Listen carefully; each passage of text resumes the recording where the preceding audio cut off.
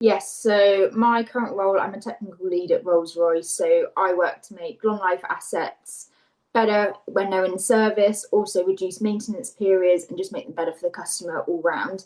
But where I started was I was an apprentice myself. I started back in Rolls Royce in 2018 as an aerospace engineering degree apprentice, did that for 4 years. Then I moved across into a full time role as a deployed lifecycle engineer. But my time as an apprentice didn't end because I decided to carry on and go to Cranfield University and do a master's degree apprenticeship, becoming the first person at Rolls Royce to do a master's engineering apprenticeship through that route.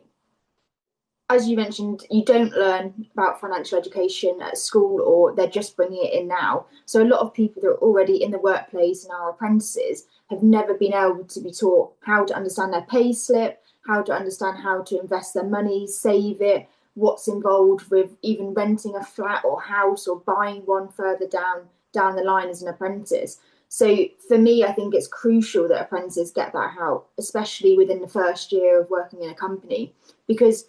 as I've said, you're not understanding a pay slip. You're not told what your tax code means. You're not told anything. So actually, just being able to have the basic understanding of where your money's going once it comes from the employer before it comes into your bank account is a crucial element. So,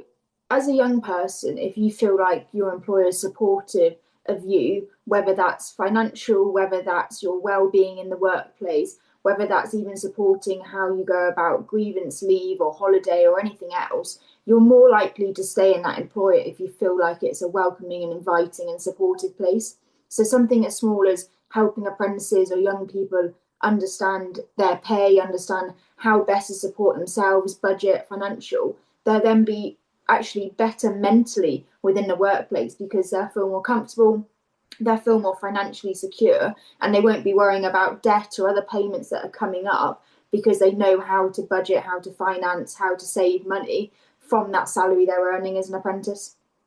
Where the connection with the Association of Apprentices is so fantastic is they do a lot of work around how to make you succeed and how to support you as an apprentice throughout your scheme, but also then transitioning into a full-time role. So financial well-being and the support you get through doing some of these training courses that Finwell are providing is that actually as an apprentice, you can understand what's involved in a whole means of being an apprentice that can actually then help you into your future career. And by the AOA helping apprentices and running sessions and running meetups, is other people can support each other. So a couple of people can come along to the training, understand it, but actually they could then help other apprentices in their workplace with their understanding of budgeting and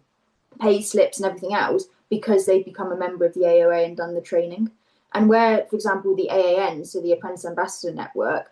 the AN is all about apprentices going into schools and encouraging them to become an apprentice and show them what's involved with being an apprentice. That actually, if they can understand how the salary side of it works, if they can understand what's involved with being an apprentice and doing your own budgeting and finances and everything else, they can then give a bigger and wider picture to students about what's actually involved with being an apprentice, especially as one of the top things for students is how much am I going to earn when I'm an apprentice? And that for some reason the money side of it is such a key player in where people choose to be an apprentice,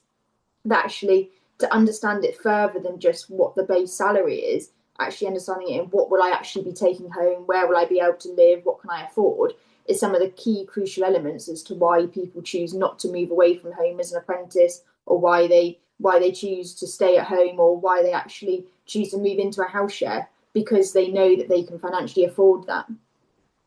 So the reason I joined the voluntary advisory board is because I want to give back my own experience to be able to shape and develop training for current apprentices. And whether that's free courses through the Association of Apprentices or people that are apprentice ambassadors with the AAN, it's all about me to be able to help the training be as applicable as possible to people that are going through the apprenticeship route and learning from where I didn't know any knowledge around tax and some of the other things when I first came in. And when I was looking to buy my first house,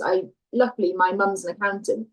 so I've always been able to have the support, and just through being around her, I've been able to take on financial sort of information. But actually, a lot of people don't have that. And I think that's where I've learned and been around other apprentices that actually quite a lot of them come to me and ask questions about my own experience with buying a house or moving from home and looking into how I'm doing my budgeting and saving. So for me to be able to plan that wider than just my immediate circle with people I spend daily basis with, to help others that maybe don't have anyone else at their company that's an apprentice, or any young person they connect with that has that financial knowledge, I think for me is so crucial. And that's why I wanted to join the voluntary advisory board and help Finwell to spread that message and help others with the financial burdens that can be with being an apprentice.